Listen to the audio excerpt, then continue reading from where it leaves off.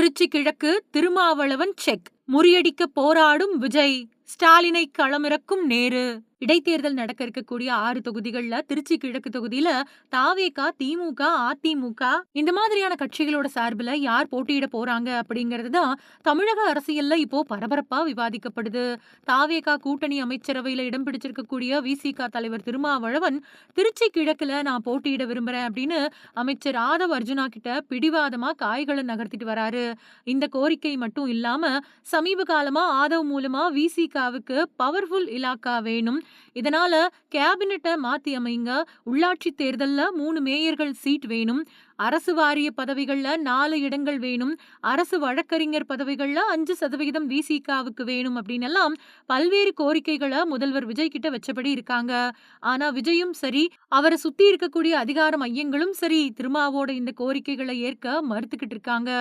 இத ஆதவ் மூலமா தெரிஞ்சுக்கிட்ட திருமா விஜய்க்கு செக் வைக்கக்கூடிய விதத்துல தாவேகா அமைச்சரவையில இருக்கோமே தவிர தாவேகா கூட்டணி கட்சியாக நாங்க இன்னும் முடிவு பண்ணல அப்படிங்கிற ரீதியில பேசிட்டு இருக்காரு. அதாவது என்னோட கோரிக்கைகளை ஏற்காட்டி தாவேகா அரசுக்கு தந்துட்டு வர ஆதரவை வாபஸ் வாங்கிடுவோம் அப்படிங்கிற மிரட்டல் தொனி இது. திருமாவை பொறுத்த வரைக்கும் மற்ற கோரிக்கைகளை விட்டு கொடுத்தாலும் திருச்சி கிழக்குல தான் போட்டியிடணும் அப்படிங்கிற விருப்பத்தை அவர் விட்டு கொடுக்கறதா இல்ல அப்படிங்கிறாங்க விசிகாவினர். விசிகாவோட இந்த மறைமுக மிரட்டல் தொனிய சமாளிப்பதற்காகத்தான் பாமக அன்புமணியோட ஆதரவு பெறுவது பத்தி விஜய் தரப்புல ஆலோசிக்கப்பட்டுச்சு. அன்புமணியோட நெருங்கின நண்பரான விஜயோட ஆலோசகர் ஜான் ஆரோக்கியசாமி இதுக்கான முன்னெடுப்புகளை செஞ்சுட்டு வராரு. ஆனா ஆதவ் அர்ஜுனா பாமகவோட ஆதரவை பெறுவதுல ஆரம்பத்துல இருந்தே தடுத்துட்டு வர்றவரு. இப்போ அவர்தான் முட்டுக்கட்டை போட்டுட்டு வராரு. இதனால விசிகாவை வெளியேற்றிட்டு பாமகவை கூட்டணியில சேர்க்க நடக்கக்கூடிய திட்டம் தள்ளி வைக்கப்பட்டுக்கிட்டே இருக்குது.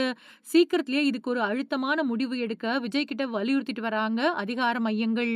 இதுக்கிடையில தாவேகாவில இணைஞ்சிருக்கக்கூடிய திருச்சி மாவட்ட அதிமுக விஐபிக்கள் பலரும் திருச்சி கிழக்குல அவங்களுக்கு வாய்ப்பளிக்கணும் அப்படின்னு ஆதவ் அர்ஜுனா கிட்டையும் செங்கோட்டையன் கிட்டையும் வலியுறுத்திட்டு வராங்க.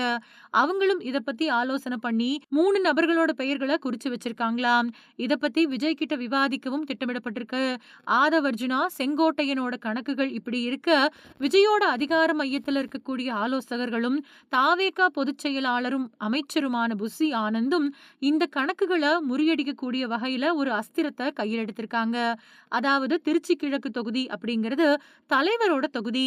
அந்த தொகுதிக்கான இடைத்தேர்தல்ல தாவேகா அரசுக்கு ஆதரவு கொடுத்துட்டு வரக்கூடிய கட்சிகளுக்கோ தாவேகாவுல இணைஞ்சிருக்கக்கூடிய மாற்று கட்சியினருக்கோ வாய்ப்பளிக்க கூடாது.